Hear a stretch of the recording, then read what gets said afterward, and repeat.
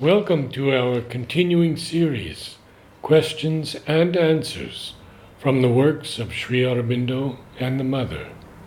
Flowers, Part 9, from the Mother.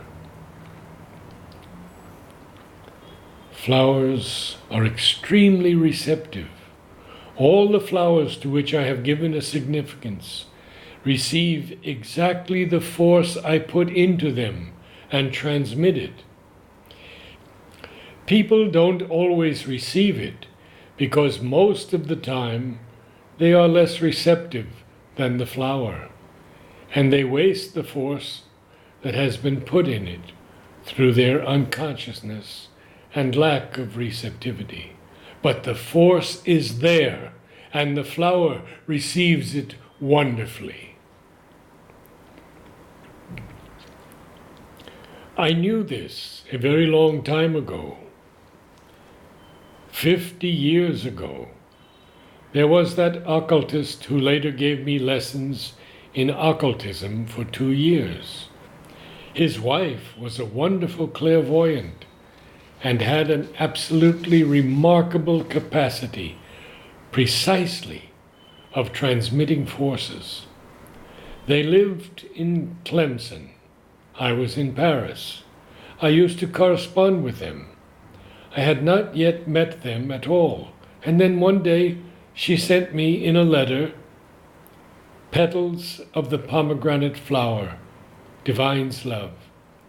At that time, I had not given the meaning to the flower.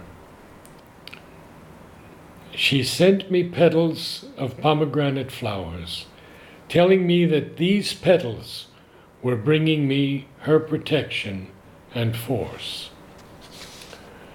Now, at that time, I used to wear my watch on a chain. Wristwatches were not known then, or there were very few. And there was also a small 18th century magnifying glass. It was quite small, as large as this gesture. And it had 2 lenses, you see, like all reading glasses. There were 2 lenses mounted on a small golden frame, and it was hanging from my chain. Now between the 2 glasses I put these petals, and I used to carry this about with me, always, because I wanted to keep it with me. You see, I trusted this lady and knew she had power. I wanted to keep this with me, and I always felt a kind of energy, warmth, confidence, force, which came from that thing. I did not think about it, you see, but I felt it like that.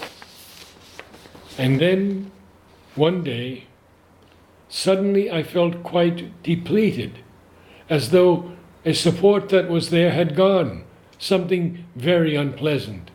I said, "It is strange. What has happened?" "Nothing really unpleasant has happened to me. Why do I feel like this? So emptied of energy." And in the evening, when I took off my watch and chain, I noticed that one of the small glasses had come off, and all the petals were gone. There was not one petal left. Then I really knew that they carried a considerable charge of power, for I had felt the difference without even knowing the reason. I didn't know the reason, and yet it had made a considerable difference. So it was after this that I saw how one could use flowers by charging them with forces. They are extremely receptive.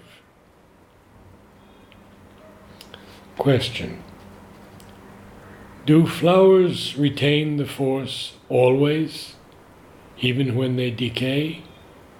Mother: decay? No, my child. When they dry up, yes. Decayed flowers are just nothing. A decomposition takes place, so the thing disappears. Perhaps it brings energy to the soil. That's quite possible. But still, when it decays, it is good only to make manure to grow other flowers. But if it dries up, it is preserved. It can remain for quite a long time.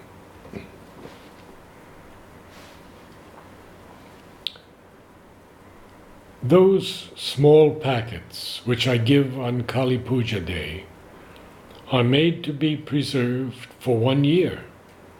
For a year, they keep their force intact, and I renew them every year to make sure that I know that there isn't 1 in 10 among you who makes a proper use of it, but still, I give it on the off chance for those who know how to use it.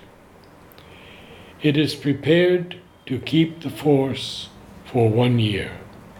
And when I give the new one, you can dispose of the other.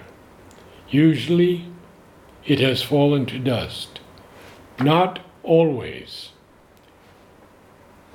But these little packets keep their charge of force exactly for 1 year.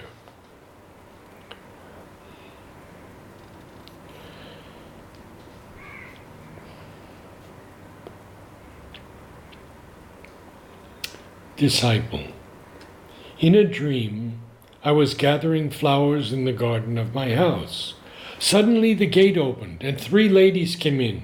One lady asked me for flowers. I answered her, "All the beautiful flowers will be sent to the mother. You can take the ones that are not beautiful." But these ladies disturbed me. Mother, this is probably the symbol of certain forces of the lower nature trying to seize hold of what is already given to the divine.